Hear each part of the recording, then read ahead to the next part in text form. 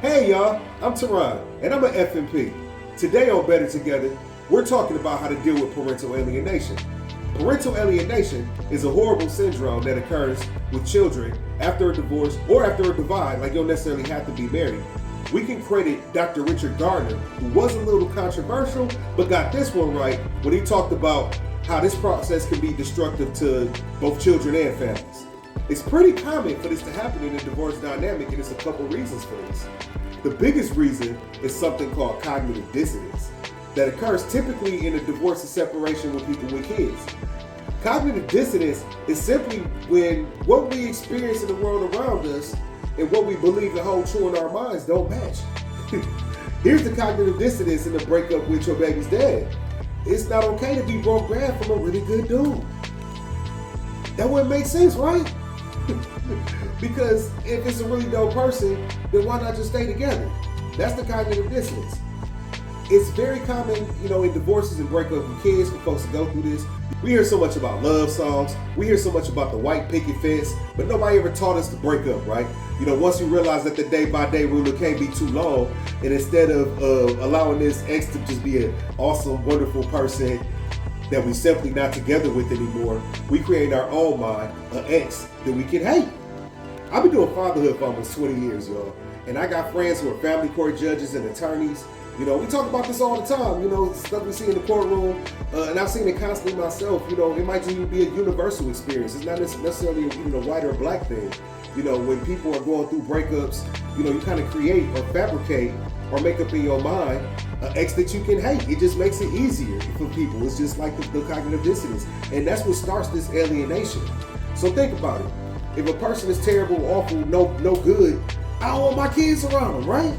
It just makes sense. Makes sense to me. You don't want your kids around them because it's your natural instinct to protect your children, right? Yeah. So that's a natural instinct that most parents have.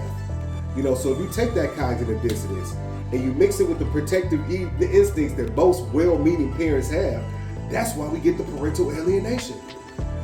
I want to protect my children. I want to protect my children from things that are horrible, right? But check this out, though. This is how we deal with the alienation. The ex is doing the same thing. Yeah. It's important to know that. You might be doing it, she might be doing it, he might be doing it, whatever. Because it's like, who are they hating? It might not be you. It's some person or some entity that they done created or made up in their mind to resolve their own cognitive dissonance. So it's not you. In fact, it's a person that they made up, and keeping it real, you would hate them too. Think about it. If you are this horrible monster, do you want your kids to be around a horrible monster? But it's not you though, right? So just hold that in your mind for just a minute. Okay, I'll come back to that. But before that, I'm gonna get to a couple tips, a couple ways to deal with this, on how you deal with parental alienation. But let's just acknowledge something first. Kids' issues are not the parents' issues, and vice versa. Parents' issues, not the kids' issues. See, the things that you tend to be concerned about when we're going through this and that are troubling your mind after a divorce or a separation are not the same things that's bothering your kids. A lot of times as parents, we make this mistake all the time and thinking what's important to us is important to them. It's usually not. They got a whole different set of issues, and here's one of the number one issues that they have, and this is the most important, y'all. I need y'all to listen to this. The kids need permission to freely love both of their parents. That's important.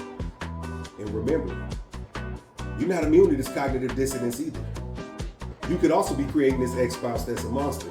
Just think back to yourself. So you creating an ex-spouse that you can hate, she creating an ex-spouse that she can hate, and we all doing this, and it's not the children's parents, it's this make-believe people, and it's not resolving the issue, cognitive dissonance for the parents.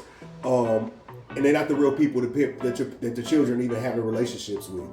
Your children need, to be fully empowered and full permission to love both their parents. So let's just get that out the way. And that's why I hate this, man, so much. And I've been personally affected by it too. That's another story for another day. Because it really gets in the way of what children need to be emotionally healthy and whole coming through, what's already probably one of the most devastating times in their life anyway, going through this. We want to keep our kids psychologically healthy. Now, I'm going to get off that, but I just want you to think about that. Okay? Cool. Now, I promise some tips, and this is how you deal with the alienation. I'm going to give 3 real practical, helpful tips. And the first one is The strategic non-response. The strategically non-responding, not getting caught up. Okay, so think about it. They creating the X they can hate, you creating the X you can hate. So the worst thing you can do is to jump in. The worst thing you can do is jump in and defend that person. It's not you. So unfortunately, it's a case of identity theft if you think about it. That's the cognitive dissonance. It's like, how well do your ex know you? I mean, you might not even be the same dude that you was back in 2018 or 2016. So, I mean, sometimes, just that disconnection or that time. And, sometimes we got to be taking accountabilities too. You might play some roles in some of these things that people might think about you. But ultimately, it's not you. So why are you getting offended? It's like this monster that they done made up, you would hate them too. So if it's not you, it's not you. If that's not who they hate or that's not who they despising, it's not you. So it's this made up person, right? So if it's this made up person, fact of the matter is, if it's really a monster that's really gonna hurt your children, you hate them too. So you don't have to be in the position of defending them. You can just tell yourself that you're not who they're really mad at. You're not who they're really playing games with, and you don't have to really have the need to be defensive at all. And that's what's called the strategic non-response. When you simply choose just not to respond to the nonsense, it can be very powerful on a lot of levels, and mostly on your mind because you're detaching yourself from the fabricated person that honestly you would hate too. Nobody likes a monster that means our baby's harm, right? Yeah, so let's just think about this analogy. Okay, if it's two people on the edge of a cliff in a tug of war, and both of them are pulling on this rope, what if one of them just put the rope down and walked away? Know what I'm saying? Yeah. So you're not getting into a fight. You're picking your battles. You're not giving up. You're picking your spots. But you surrendering the nonsense in kind of a way, because that's non-productive. Because edge of the cliff, y'all could both fall off, right? Here's tip number 2, and this is probably the most important because it has to do with you and your own emotional well-being. Take care of you. Take care of yourself, family. This is paramount. The basics, getting enough sleep, getting enough exercise, eating the right food, having periods of prayer, of meditation, of mindfulness, have you a good social group. Come to FMP. Have you a good circle though, for real. All of these things are important. Take care of you because one of this, divorce or separation, especially divorce when you've been with somebody for a long, long time. You don't necessarily have to be legally married, but people say that it could be as emotionally devastating as the death of a spouse, like losing a spouse that way. But it's in more ways, in some cases, because difference is if you have to bury someone, they're not going to be playing with your kids. They're not going to be taking you through divorce litigation. They're not going to be taking you through all this other rigmarole associated. So you got to take care of yourself because this puts you in a position where you can take better care of your kids too, right? So when you're dealing with parental alienation, you're going to take some lumps, baby. It just is what it is. But you got to build your ribcage up. You got to be ready. You got to be resilient.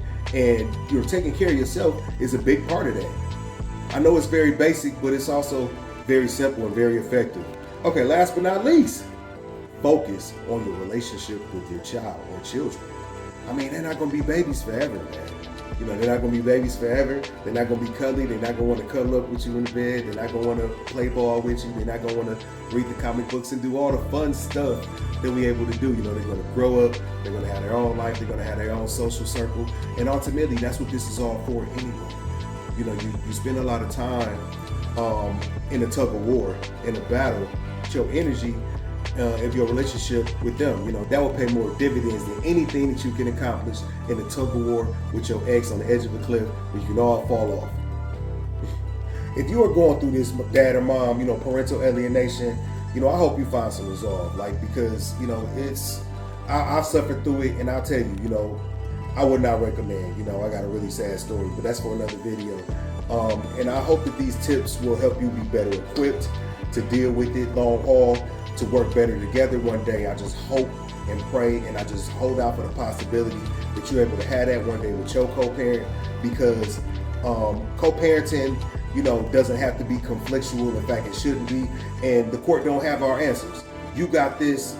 You are a resilient person. You are a soldier. Follow Fathers Making Progress for more content and join the movement. Thank you.